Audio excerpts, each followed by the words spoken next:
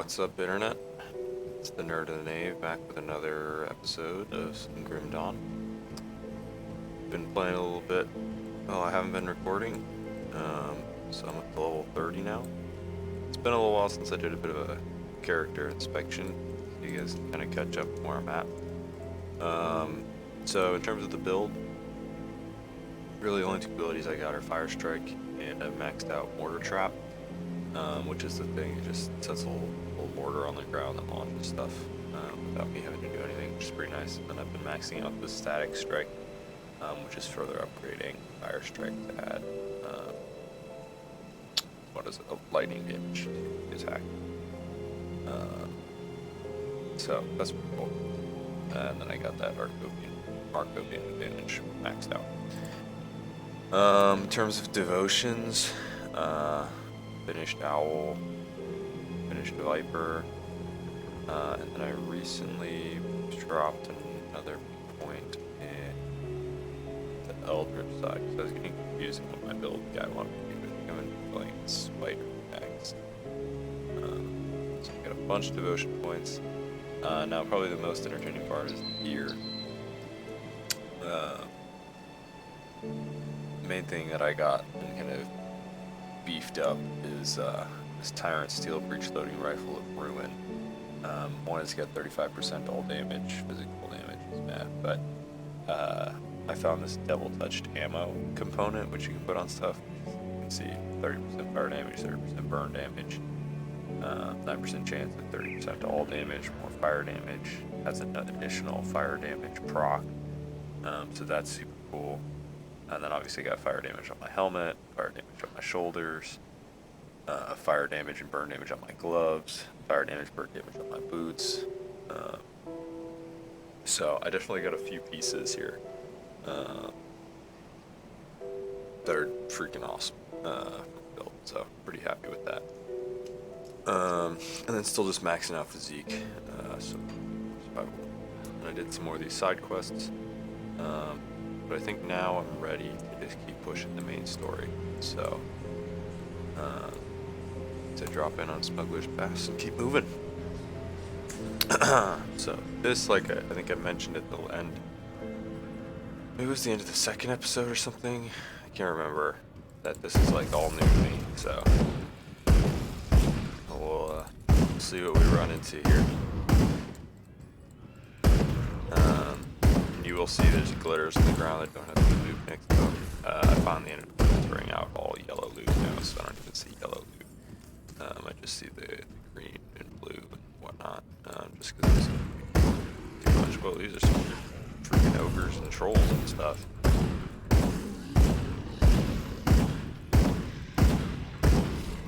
$5,877 damage, baby. We're moving up in the world now. Some little scrub adventure anymore. Freaking American Sniper over there. Chris Kyle on. Alright. I got some sort of slow. It's fine. Well, breaking the fourth wall a little bit. The last episode I recorded was actually on Saturday morning, which was the Feast of the Annunciation. And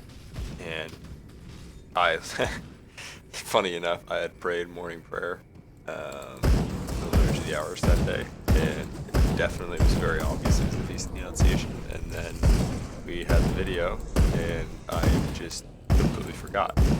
And so I want to talk a little bit about Mary today and what my relationship with her looked like. And before I even do that, we just freaking realized I never said a prayer, so let's do that. In the name of the Father, and the Son, and the Holy Spirit. Amen. Come, Holy Spirit, teach us how to pray. Lord, Heavenly Father, I give you thanks for this time to enjoy some video games, to share my faith with others. I pray that for all of the people who are listening, watching,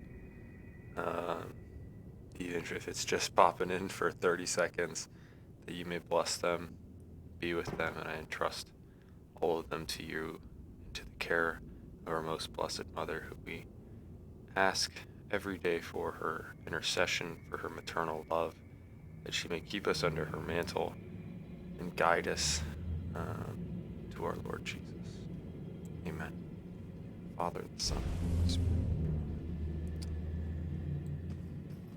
So, Mary.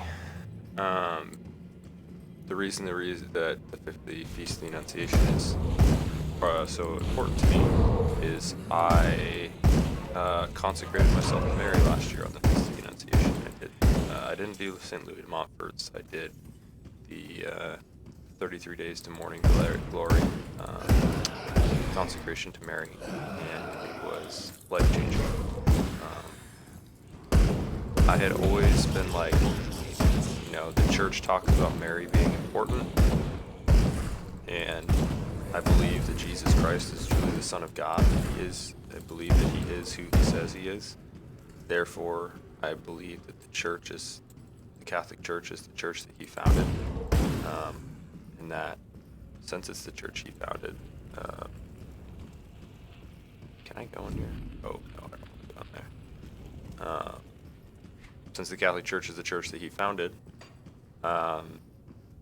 everything it must teach and have, as dogma, must be true. And the church, speaks very highly of Mary, the Mother of God, who is the greatest saint, and plays a very particular role as the mediatrix of all grace.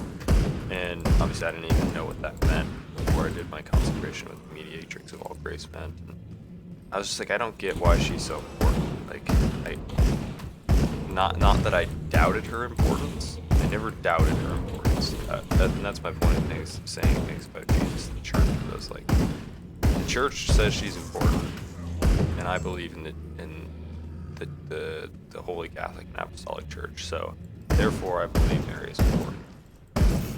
However, I do not intellectually understand why. And I didn't know what it meant to have a relationship with Mary. And then there was a very particular memory I have during my senior year of college. This is after praying the rosary every day for a long time. And I remember I was sitting at my desk in my room after doing some homework or something. It was in the evening. And I don't even remember how the thought came into my mind. I was sitting there and I really still don't understand, everybody says, like, you want to have this relationship with Mary, and she's, like, very important player in our salvation. I keep forgetting to use my word trap. It's like, I still just don't get it. Like, I pray the rosary every day, which is like one of the key parts I thought to having a relationship with Mary. And I still just didn't feel like I had that. Just didn't really understand. You think, I started thinking, now it's easy to think of, like, I pray the Angelus every day. And it says, behold the handmaid of the Lord, be it done unto me according to thy word. Mary is just the most perfectly humble person, that she's so ready to just do exactly whatever God wanted for her. It didn't matter. She just said, behold, the handmaid of the Lord, be it done unto me according to thy word. And I was sitting there in my bedroom, and I was just like, wait a second. Mary's this most perfectly humble person, and her ultimate desire is to bring me to her son. Wow, it's huge. Holy crap. Yeah, her ultimate desire is to bring me to her son. She wants me to know her son, to love her son, to serve her son, because he's God.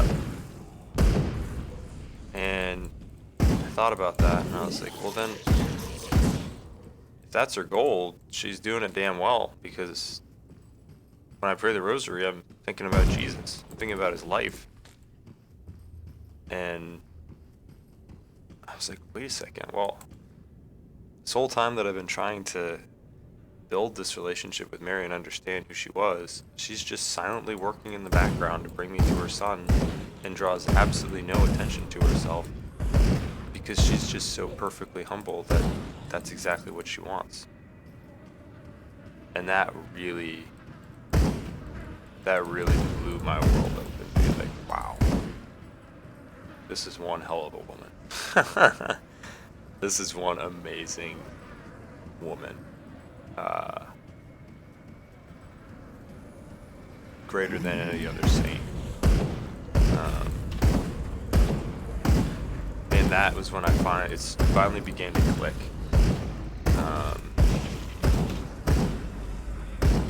Why I wanted to have Mary in my life, to really consciously give myself to her and trust myself to her, because I know if I have her help,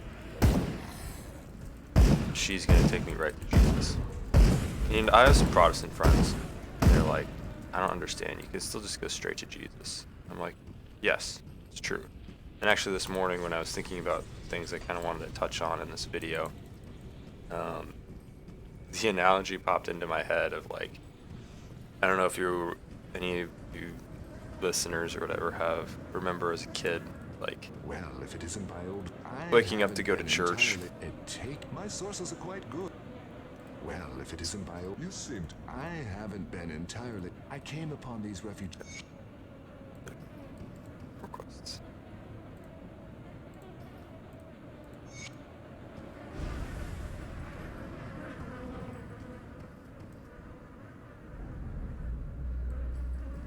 I have no idea where I am or what I'm at. Alright, we're just gonna keep rolling. So they're like, just go to Jesus, and I was like, well, yeah, I can do my best to do that, but like, you know, I think this is true of anyone, as you grow in the spiritual life, you just continue to become more and more aware about how, like, of your own sinful inclinations and how sinful you are, and how badly that sin hurts you. It just lies ever before you. It's sort of like in the I've been praying the Memorare lately before I go to bed, and actually I need to make sure I look at it and say it right. But at the end, you say, towards the end of it, O Virgin of Virgins, my mother, to thee do I come, before thee I stand sinful and sorrowful. And I think maybe it's part of the Liturgy of the Hours or something, but it's just in one of the Psalms where it's just like, my sin is ever before me. And I just like lay that out on the ground. I know it's completely apparent to you guys, and here it is. But I still come to you in the most humble way that I can, because I need your help. And that is to say that I can't perfectly go to Jesus myself. Like, one, there's plenty of times where I don't want to go to Jesus. I recognize that in my own life. And there's times where I struggle to come to Jesus with my full attention, with my full heart, my full mind. And you know who's going to help me do that better? It's his mother, Mary.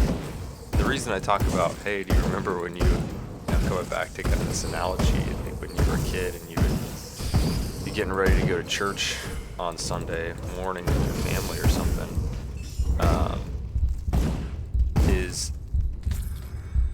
I don't know, I remember my own mom, like, you know, making sure my outfit looked this is, when I'm really young, like making sure my outfit looked good and that I'm all cleaned up and, my hair isn't a mess and like all these things where she's like making sure that I'm all ready to go to church. And, at the same time, it probably wasn't her, and, speaking from my own life, wasn't her necessarily motivated. Like, I want to make sure my sons are perfectly ready to worship God, or that she didn't want to be embarrassed by two disheveled boys walking into church. But it just that was the analogy that came to mind, because that's kind of like what Mary's doing. Is she comes to us and she, fixes our messed up hair, makes sure our outfit's all nice, make sure we have the right clothes on. Because that's who we are. Like, we're children of God and we're messy and we've got all our own problems. And Mary comes and she helps fix them up, and then brings us, just as our parents did, brought us to church, and puts us before Jesus, and sits there and prays for us that we may come to know Him, and that we'd be, and then she entrusts us to Him. I don't know. It's just a beautiful image to me. And like I said, in terms of that relationship with Mary, it's grown, and it's more of just like truly beginning to understand what's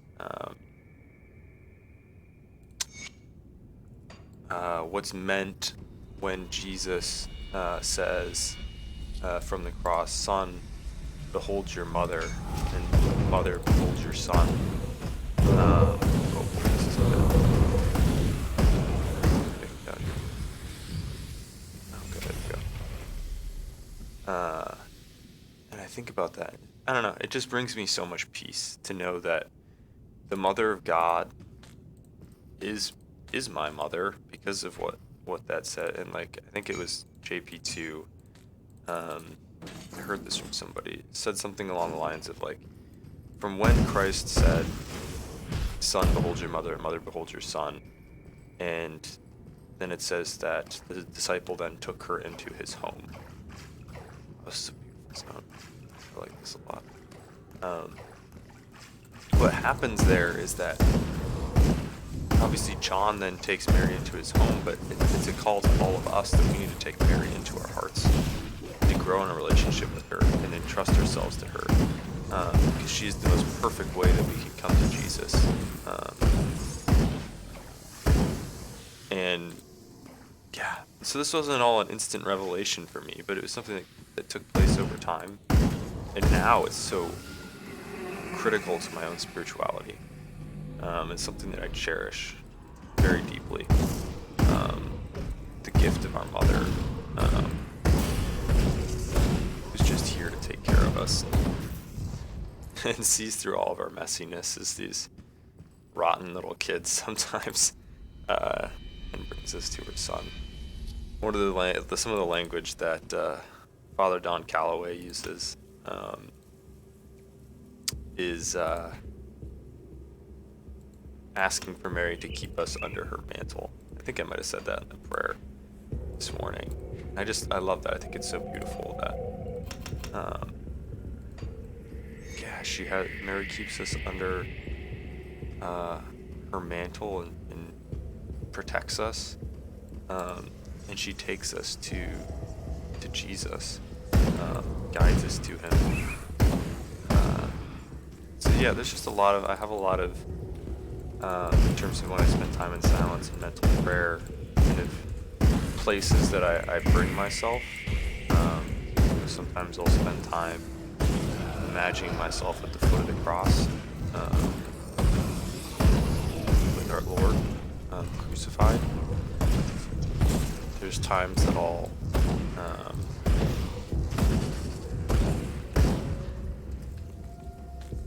another one is that I will that's directly linked to Mary, is I just imagine myself being embraced by our mother with her mantle around me, as a child. I'm still me. I'm still a grown-ass man. But there's just something that brings me so much peace and especially when I'm in a good place spiritually, that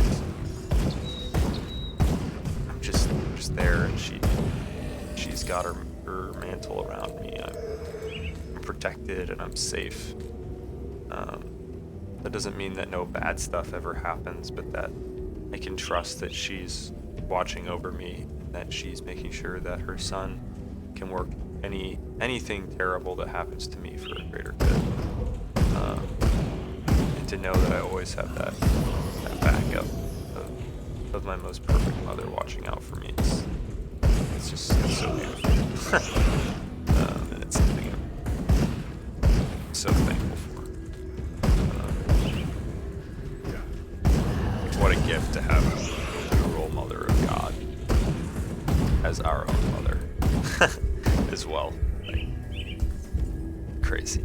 Absolutely just mind-bogglingly crazy. Anyways. So there's a little bit of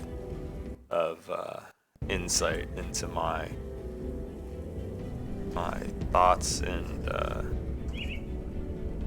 love and care and thoughts on the importance of Mary. She's amazing, and I love her dearly. And I hope to continue to grow in love and relationship with her through that. Growing relationship with her son. And I would recommend, it was actually by my spiritual director when I was looking into Marian consecration, that obviously the main one people do is the Saint Louis de Montfort. I'm forgetting the name of it now, but his consecration to Mary. But I was actually, by my spiritual director, so obviously this is specifically was for me, but something that may be important to consider for yourself, is I did the 33 Days to Morning Glory consecration to Mary, which is a little bit more, it helps more explaining why, which is something I needed, as I mentioned kind of at the beginning. I needed to understand more of why Mary was this important person, rather than the St. Louis de Montfort consecration, which is more just, has a lot more long litanies and stuff, which is a beautiful part of it that to our faith that is things like that. But for me, I needed something more that gave more of an explanation. So that was the 33 Days of Morning Glory consecration did for me, and I'm thinking maybe in the future I'm going to do now that I have a better understanding, maybe the St. Louis de Montfort consecration at some point. Because obviously I've heard lots of good things about it as well. Alright, time to use some dynamite and blow up this freaking path. Mostly got 4.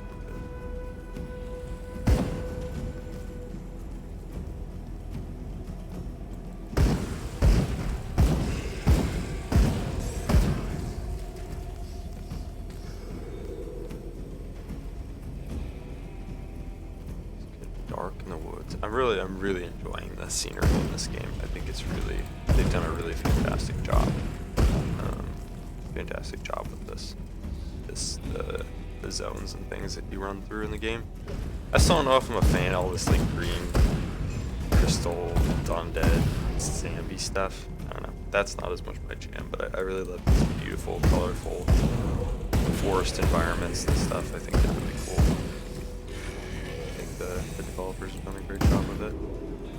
It's kind of crazy that I've owned this game for like a long time and this is all playing brand new to me. But glad I'm playing it now.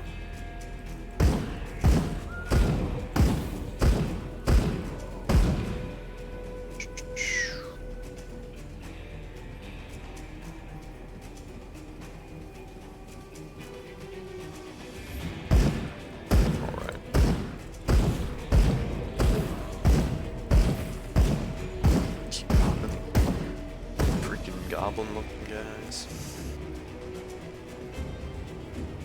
So recording this right now, it's early on Sunday morning, and to be going to mass in a few hours and whatnot. I just finished up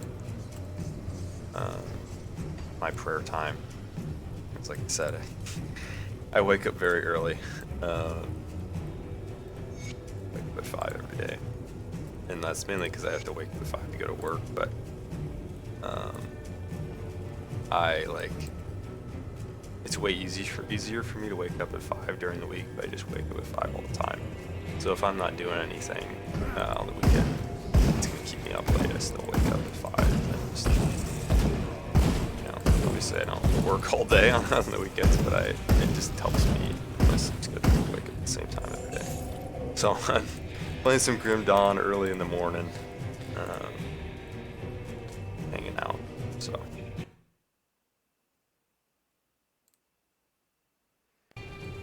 So I guess to use that as a bit of a segue, one of actually some of my good memories of playing video games has always been waking up early and playing video games. I remember, like, actually it's Diablo 3 that comes to mind. Waking up early. It was like a Thanksgiving break. I think it was it was Thanksgiving in like high school. And playing Diablo 3, and then my brother waking up a little later, and then we had all of our computers in the same like bonus room in our house, and so it always felt like we were having a LAN party when my brother and I were up there together. And my dad also likes to play video games, and so he would be up there, and we'd all be playing Diablo. And those are just good memories. We had a lot, and that's kind of what I'm thinking about, is just lots of gaming memories. Because I had, like, obviously, like I said, my brother and I had our PCs in the same room, and my dad had his PC up there, and I have uncles that all play PC games, and at the end of holidays and stuff, when like all my uncles would be there, we'd always go upstairs and we'd play StarCraft. And then when I sucked at StarCraft, it was fine. We were playing against the AI, and then all of a sudden I got good at StarCraft when I started playing it more competitively. And then sometimes we would do everybody versus Brayden, which was kind of fun. And then we would play, there's this old Microsoft RTS called Rise of Nations, which is like I don't know how to describe it. It was just an RTS where you went through from like ancient age to information age, I think is what they were called. It was like, they say realistic in the terms of it wasn't sci-fi or fantasy or something like that. You're using like historical stuff. And we would play that game against all like elite AIs and try and beat them. And that was always a lot of fun. So those are some of like the gaming memories, and it's awesome. I really like the fact that I have, family members that play video games. So that was like Diablo 4, like, gotta play that with a bunch of like my brother and my dad and my uncles and stuff, and that's awesome. It's just so much fun to play games with family. It's something I'm really excited about with Diablo 4 is being able to play with them. Because video games, are oftentimes just best enjoyed by other people. So there was a star there, I don't know. It must be just this man for things that it wants on the side quest. I'm not even paying attention to the quest star, just kill stuff. I just keep blasting.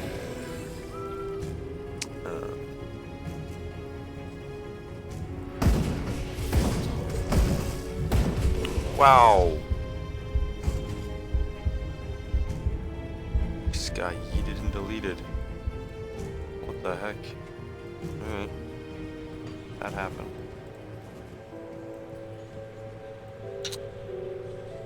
Okay.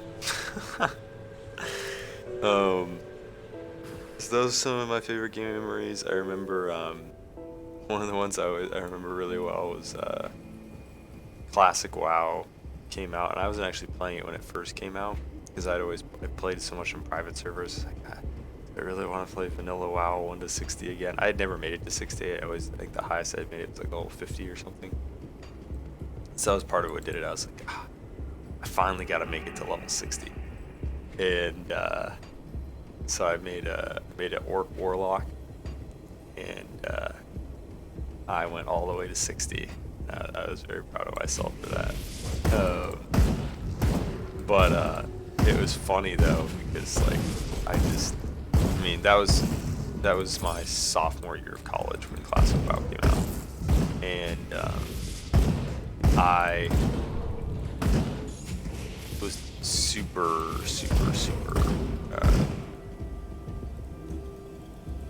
I was very addicted to Classic WoW, that's for sure. I can't grab one of those. It was, yeah, that's when, you know, gaming can be a problem. I definitely played Classic WoW too much. But there was a lot of good memories in terms of just like, I just remember like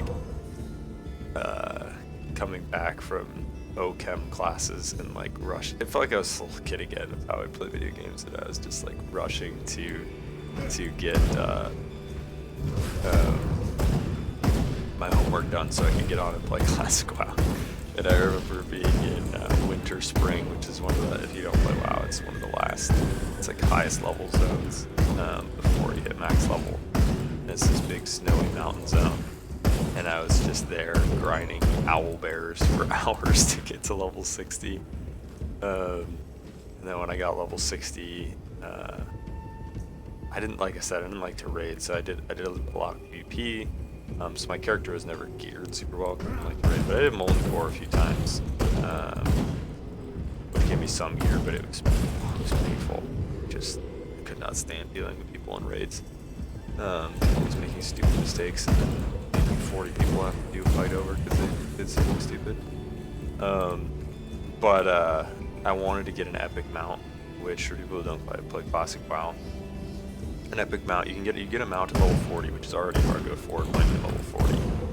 It's just a lot of gold, and it's hard to make gold in Classic. But I wanted to get epic mounts, so at level 60 you can ride faster mounts, which are epic mounts, but they're even more expensive. The training is super expensive, and the mount itself is super expensive. And so the thing I learned how to do was there's a dungeon called Maradon, and there's like 3 bosses. So Maradon is such a big dungeon that it has several wings to it. So you could go farm, it was Purple Crystal Wing or something. And the dungeon was like level 45 or something. Final boss might have been like 49 or something. But you could solo it as a warlock and a few other classes, I think. You could do the whole dungeon. You could do those 3 bosses solo as a warlock, and then you just reset the instance, and you can reset the instance so many times in an hour by like resetting it with the party and stuff. And so I had my uncle who was playing help me, put me in a group so I could with one of my alts, and then I would use them to reset the instance essentially, and I would farm that. And I farmed that dungeon so many times, just over and over and over. And then the nice thing about it was you didn't even need to. Oh my gosh! Oh, I died. Oh, this is gonna be a long run. I should have dropped a portal. These manticores do so much damage.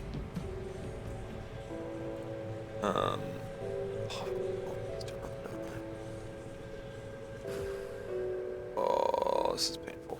Okay. Anyways, sadness.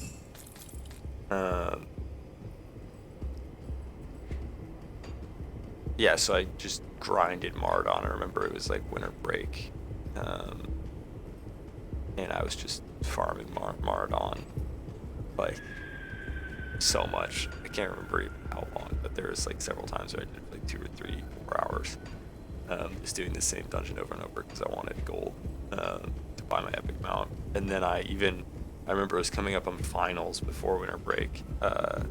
They released Alterac Valley, which is one of the big battlegrounds for Classic WoW. It has a rep attached to it and everything.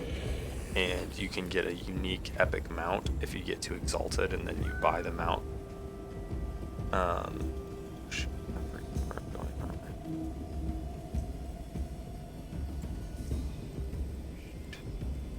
Oh, I went that way. Okay, we're good. This way. So I freaking grinded Maradon to the ground to get the money to buy, and then I grinded Alterac Valley and got Exalted with their reputation, and bought the Frostwolf epic mount, which is super sick. And that was when I finally was like, all right, I did everything I wanted in Classic WoW. I got to level 60. I got my epic mount. Those are the things I had wanted to do. So from that point, I kind of slowed down on Classic. Played some other games and things, but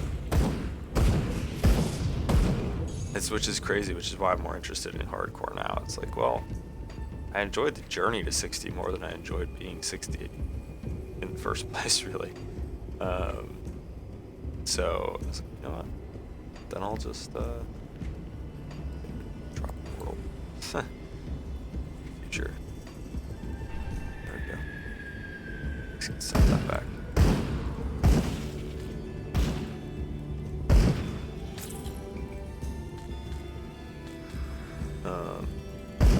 So yeah, that was some of the joys of playing Classic WoW.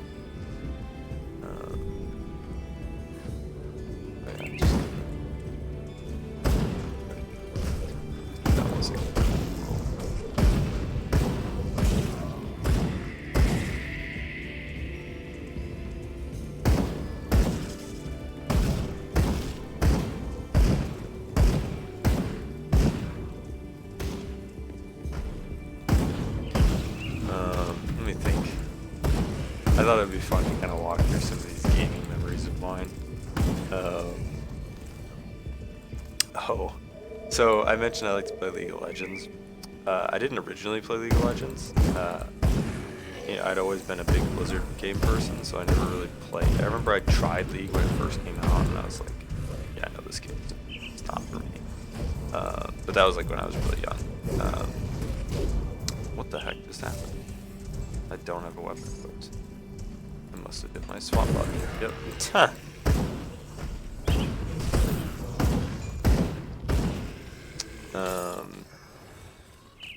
New gun, but it's good. And so I played Heroes of the Storm, and I still really love Heroes of the Storm. And I had a nice group of guys in high school. We all played Heroes of the Storm together, and those are good memories. And then I just remember being so sad when Blizzard got killed. They didn't kill the game entirely, but they stopped supporting esports. And when you have a competitive MOBA and you kill the esports, oh my gosh, I keep doing it. Why I keep swapping what button that is.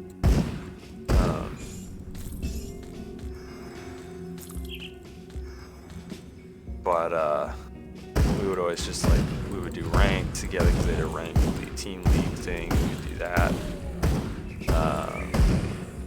We had LAN parties playing it too and stuff like that. It was very fun.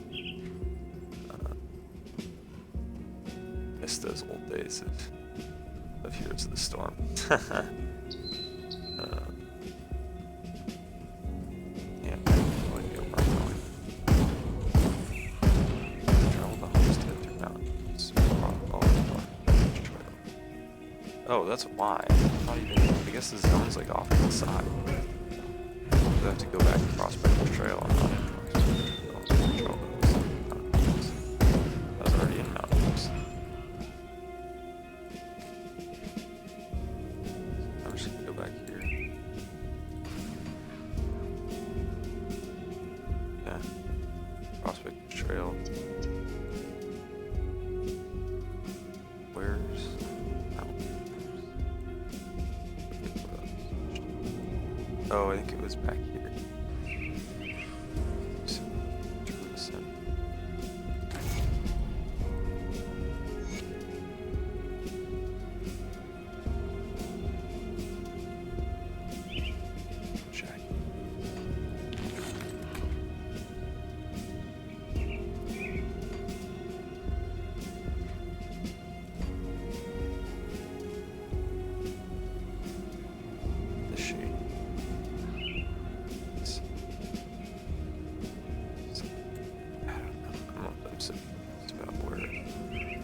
these side quests will be honest. Huh.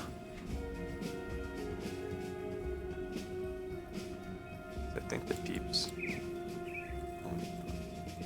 don't remember how I got here. Huh. I'm so lost. How did I pop out? What? Huh. Okay. Well, I'll stop with my confusion and I'm just gonna hop on the Prospector's Trail. And then similar with Heroes of the Storm. So I swapped over to League of Legends essentially when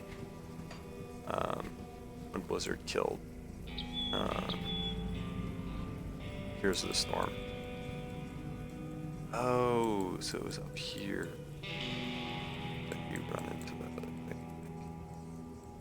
So then I can. Okay. Well, I'll go back into the mountain peeps, I guess, and I'll do that.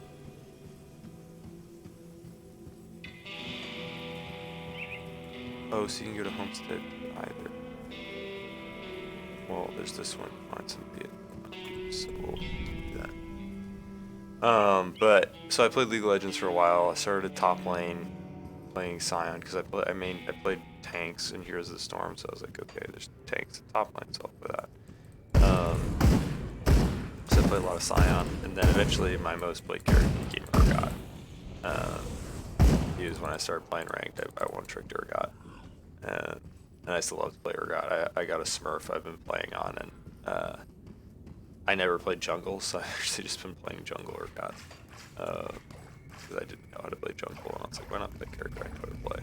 Just make it work with jungle, and he's actually not bad in the jungle. I know it used to be used in the jungle sometimes, season 7 or 8 or something, after the rework. I don't remember what season. I think I started playing season 8. Yeah, it was season 8 that I started playing. So it was season 8 or 9, I think. He started to get played in the jungle a little bit. So yeah.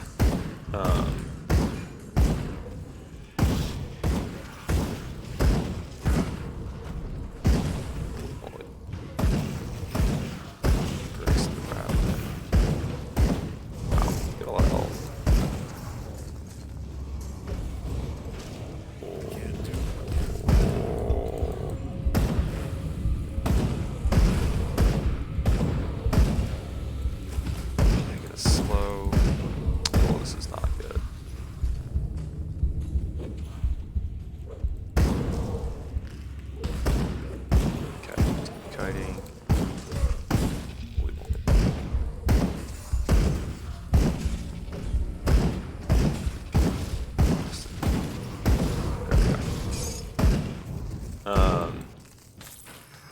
Yeah, and then, so I had one of my friends who I played Heroes of the Storm with swap over to League of Legends. And then he knew somebody else from my high school who played League of Legends. Am I looking at what it says? Oh, there's the corpse. Rip.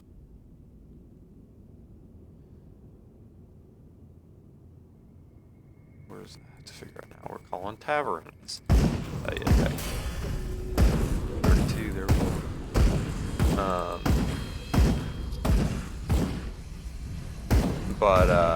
So I started playing with him. He had another friend who played League, also went through our high school.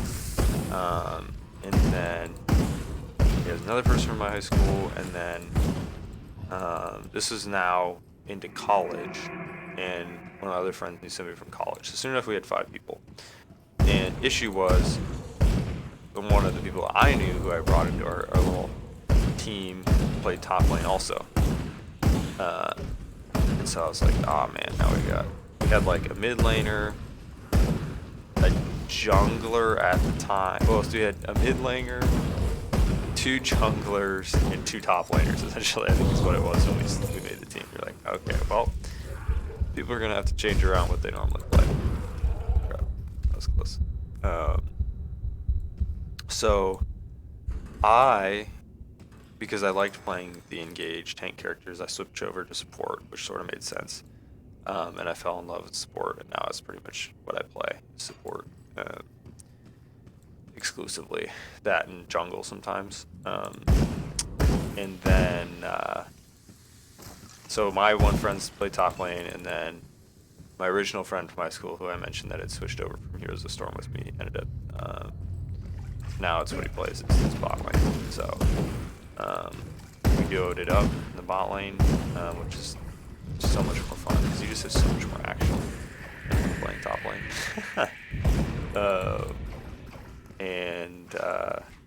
Yeah, it was a freaking blast. We did that was when Clash started. Did the Clash tournaments, which were the automated, pre-made 5-man tournaments. We'd play those whenever they came up, and then we would play, team flex queue and stuff with all 5 of us. And that's like the best way to play a MOBA. It was so, oh my gosh, that poison is low.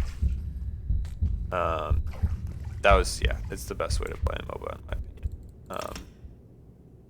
Oh snap! I've maxed that out. I don't know what I actually need to do next for my build. I'll pull up the build guide real quick. So I have Fire Strike, Explosive Strike, Searing Might, Static Strike, Brimstone 12 points. Brimstone's here. So I just gotta keep maxing out my points to 50 now. So that's cool. Very cool. Then I also, well, it says Flame Touched. I don't know what Flame Touched is.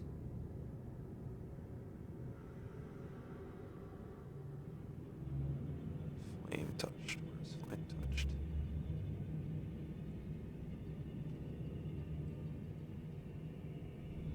Blast Shield says it wants me to get. Oh, the defensive there. Alright, cool. Well, I can max this out. I'll probably just get it to 50 first. This reminds me, you know what this reminds me a lot of is actually Act 1 of Path of Exile. When you run into the caves and you have to kill Nessa or whatever. Which I do think, if my internet survives, I probably will, April 7th, start the new Path of Exile League. So I don't have a whole lot going on, so we'll see how far I get Grim Dawn. And I don't want me starting to play Path of Exile. I mean, I don't want Grim Dawn, but I don't know actually how long it takes to. I might have to look it up how long it takes to finish the whole campaign of Grim Dawn. Because that's the main thing I want to do is just play through the campaign, kind of have a taste of what the game is. I'm already further than I've ever made it, so I'd like to finish it. But yeah, playing freaking League of Legends with a 5-stack, holy crap! It's just so much fun. Because you actually get to like, employ some strategy and like, I don't know, it's a blast. It's a really good time. Wow, where the hell? It said you can come through here to get to that homestead spot, but I'm clearing out this whole place and I do not see that as a possibility.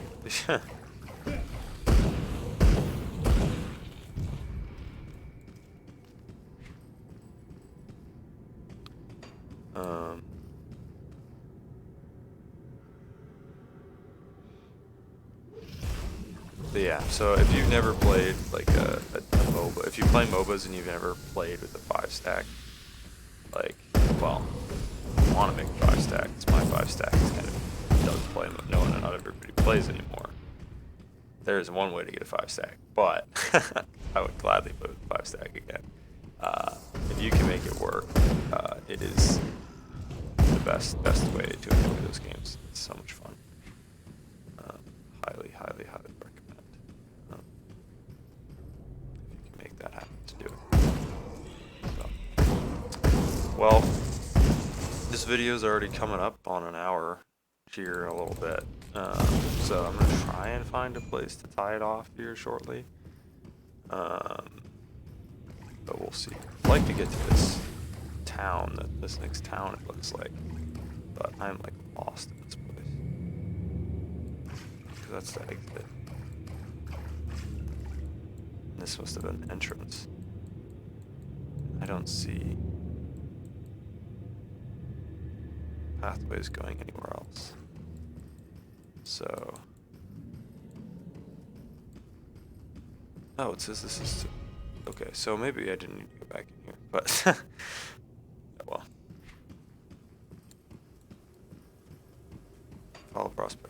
Well, I'll just follow this.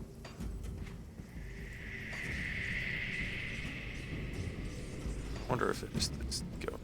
You go for looks like, alright, we're just gonna freaking go northward. Northwood on the Prospector's Trail. Let's see where we can get. I guess because I ended up venturing south instead of another spot.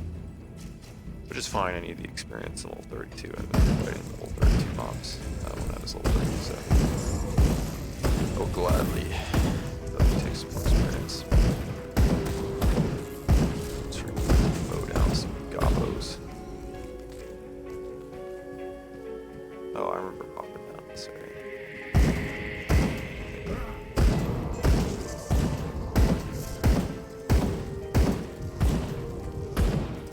Mortar, picking them off. Alright. Withering leaves. Sand, guys. Let's get started.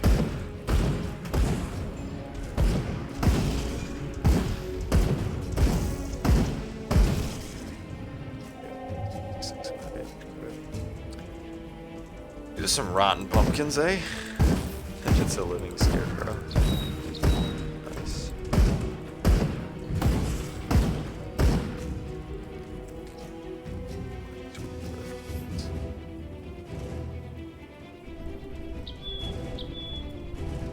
That's just that little bit there. Just destroy it. Alright. Kite.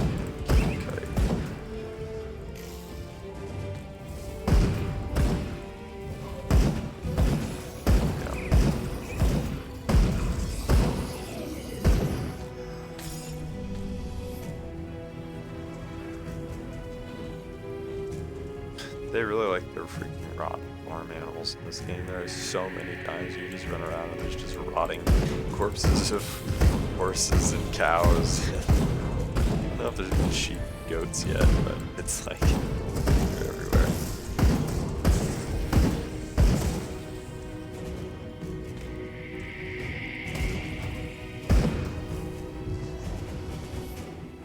Let's see where this. Okay, I see a portal up ahead. That's what we like to see. That's what we like to see.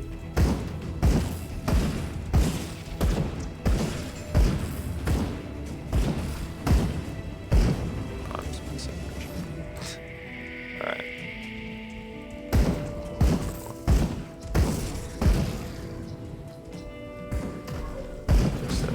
Well, I thought it was going to be a town. It's probably a town, but it's not a friendly town. So used to the Diablo style thing, exiled to each act as its own little town, but doesn't really seem like it in that Grim Dawn so far.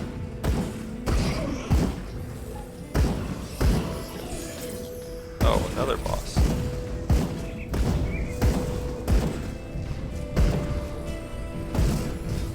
Oh boy.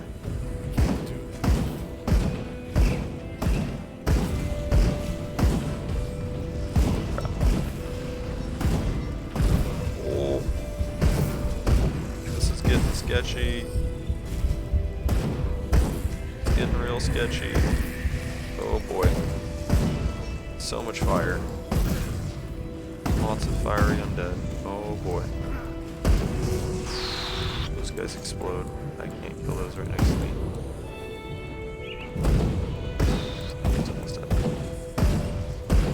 Come on. No, don't kill me, please. Don't kill me. There it is. God, that was close.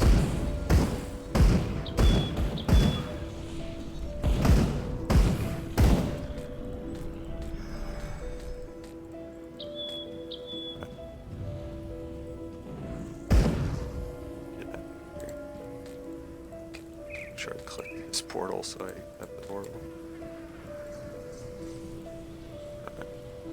It's all these people, so it is a town. Dude, this is a pretty nice town here, right? Welcome to Homestead. Welcome to Homestead. I dig, I dig. Some more experience. Paper. There we go. Alright. Let's go turn in the quest. Sell some stuff. 1750. Safe storage, no questions asked. I'll keep an eye on it. Come see I what's like left this of my whole wares. town. They've done a great job with the art in this game, that's for sure. Clear out my inventory here.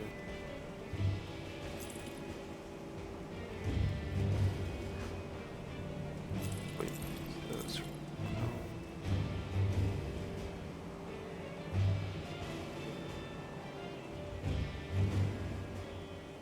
Just this.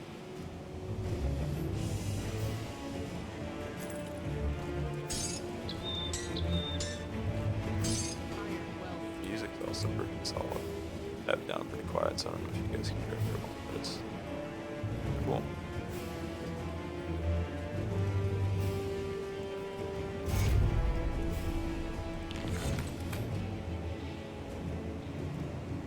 I'll give you a good price when you're left. These are trying times. These are.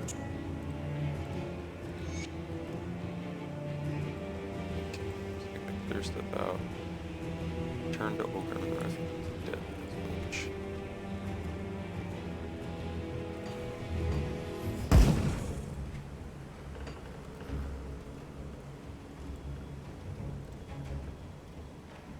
Where these guys were.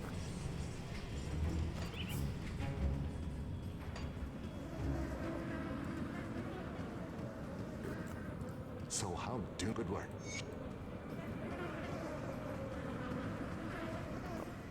Back to Homestead. Huh. Yeah, this is definitely further than I've ever made it. Looks like you just kind of follow it there to the game. So I would guess that was the first part. Figured all this out. Maybe halfway through. No. Okay. Homestead. Homestead. Well, I think this is probably a good time as ever to wrap up the video. So you know, Grim Dawn. If you never played it yourself, I wasn't sure. I would say I wish recommend that it. was the end of our It's troubles. but I been a know real that you- treat so far. They've done a great job with this game. I'll skip the pleasantries. I don't know if The they're region is split on two doing any more fronts. with it, but if you just want a good RPG, especially one that you can play offline, it feels like all games require internet now. Not Grim Dawn. You could play Grim Dawn offline. It is awesome. So, with that, I bid farewell. This is the Nerd of the Nave. Catch y'all later. Peace.